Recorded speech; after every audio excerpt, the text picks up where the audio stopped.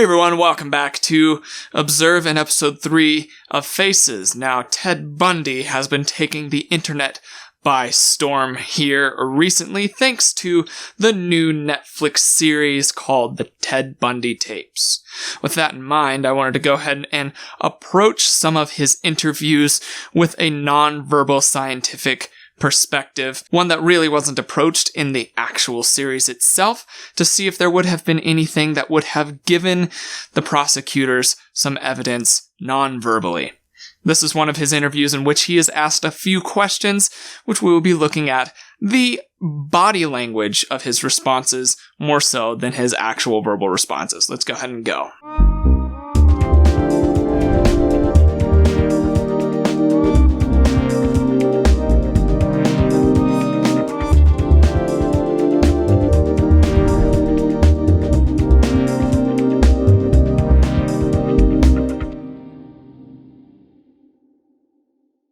Well, I guess I should just ask, how are you doing up here? It's a short question deserving a long answer. I'm doing well. I feel good. Working hard on my case. Need a lot more sun and a lot more fresh air, but other than that, I'm doing okay. Do you get fresh air, sun? Do you get out? Well, I get to go to the library. It's a 50-yard walk from here across the parking lot to the library, and that's my fresh air. Ted, when you left Salt Lake, when you were extradited, you issued a statement saying... Real quick, before this continues, so what the prosecutor or the interviewer has in essence done here, whether or not they were intending it, I don't know, I wasn't there, but whether or not they were intending it, they did a very good job at asking some questions that established a good baseline, which you could see in his body language in his response to these. So during this, you could tell he's very relaxed and charismatic and charming, for lack of a better word, but this establishes where he's resting in his nonverbal communication. Now, she's about to ask a question that he is going to give an answer to, and the question is, where do you see yourself going? Do you see this going well for you, or is this going to go downhill? His response verbally is, I think this is going to go pretty well, but his nonverbal response shows that he might not actually believe that, and I'll show you how it shows this in just a second here. Everything will turn out all right, that you are innocent. Do you still feel that? Yeah, more than ever. I feel good about it, and yes, I feel that I'm right, and yes, I feel I'm going to make it. No doubt in my mind. And that is how you can see a whole bunch of conflicting body language along with some tells of deceit. So for starters, when he says yes or absolutely, he shakes his head no. Very, very broadly, too. Now, before you could see in his baseline that he moves his head around a lot while he talks, and it's not necessarily distinguishable between the yes and the no. It's kind of like just an everywhere kind of thing. That's his baseline. That's where it lies. However, as soon as he's posed with this question, it's different. And the reason that it's different is because it's a much more harsh of a gesture, of a movement of his head. It's a very, very solid and abrupt no movement. And this varies from his normal baseline movement of his head. And so what he's saying is, yes, it will work. But what he's saying with his body language is, no, it will not work. No, this is not going to go well.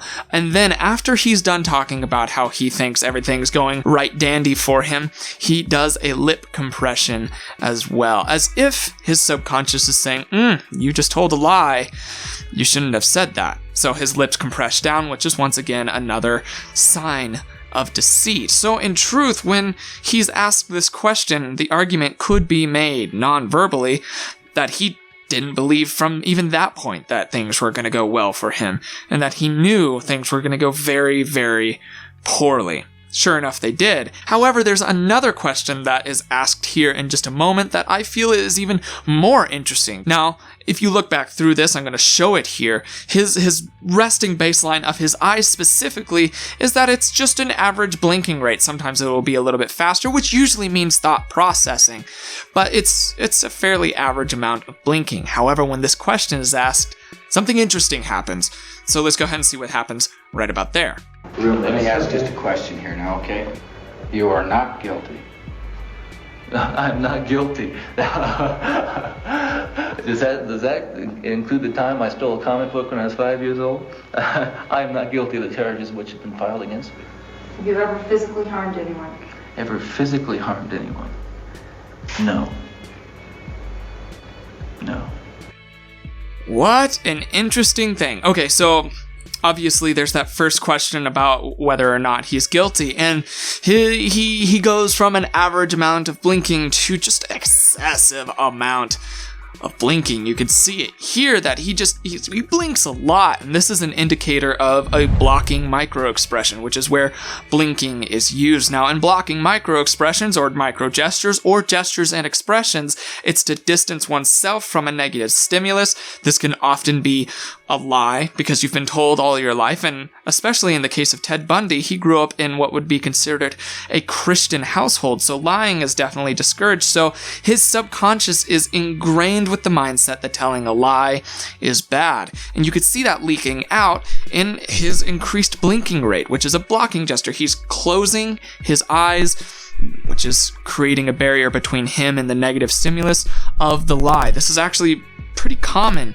in everyday to-day life. Now, keep in mind that everybody has to blink. It's a required thing, but it's when it's that negative or positive spike in the blinking, either when it stops completely or it increases tenfold, that usually is a tell towards a masking of an emotion. In this case, it's the fact that he was masking the fact that he was guilty and he had indeed hurt people, because as you saw in the question there, as soon as they ask, have you hurt anybody, once again his blinking increased tenfold again. So these are some nonverbal tells that I don't know if the prosecution or the interviewers were able to pick up on, or if they knew to pick up on back in that day, but they are definite nonverbal tells of deceit. I hope you enjoyed this video. I think I'm going to do some more stuff on Ted Bundy, some more serial killers, things like that, especially if you enjoy these. I hope you did enjoy those. If you did, go ahead and hit subscribe, turn on the bell thingy so you can know when I actually upload, because apparently YouTube's not doing a good job at that. If you want to support me